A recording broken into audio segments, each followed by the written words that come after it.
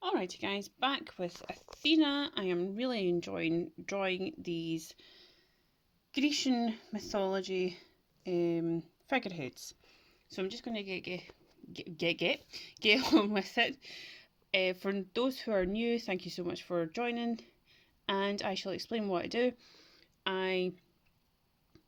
To get the best of learning and very quickly how to get really good at drawing in a quick and effective timeline, I section off paper into 1, 2, 3 and 4 sections, each drawing taking only 4 minutes with a 1-minute reflection and summary and analysis. So just get on with it. I utilise the Loomis observational and gestural methods. If you want more information on these methods, please let me know. It's created a structured and proportioned drawing and a really good start for a really good start to paint, to do a full drawing with detail, that kind of thing. That's the purpose of these drawings, is to get the fundamentals of art, which is drawing and getting the proportions and the laid out structure. Second one, same again, Loomis observational and gesture. This one was slightly more kind of cheekboned and fuller lips and slightly wider eyes.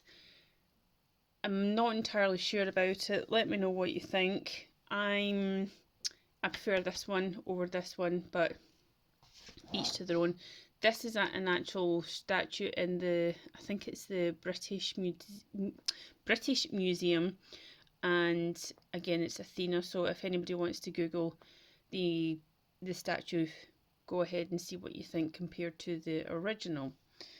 On with the third one. The third one actually turned out relatively well as well, and was quite similar to the first one. Again, I utilised the Loomis observational and gestural methods. Gestural for the hair and for the cheekbones, and the Loomis is for to lay out the structure where the nose, eyes, that type of thing is, and also to get the right proportion and face shape. So yeah, and that's, it didn't have anything, it was just literally a head and then like a bust, so that's why this detail isn't in here. And I wanted just to create the head.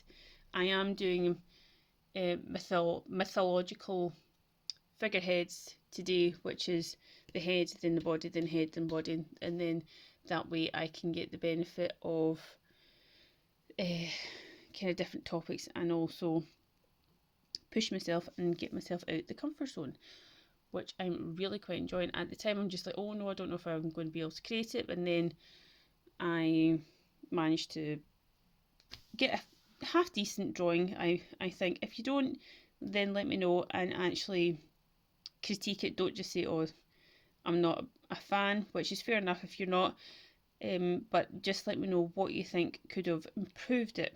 So for anybody who wants to chat, let me know and start a wee conversation, and that would be awesome. And I shall see you next time. Bye.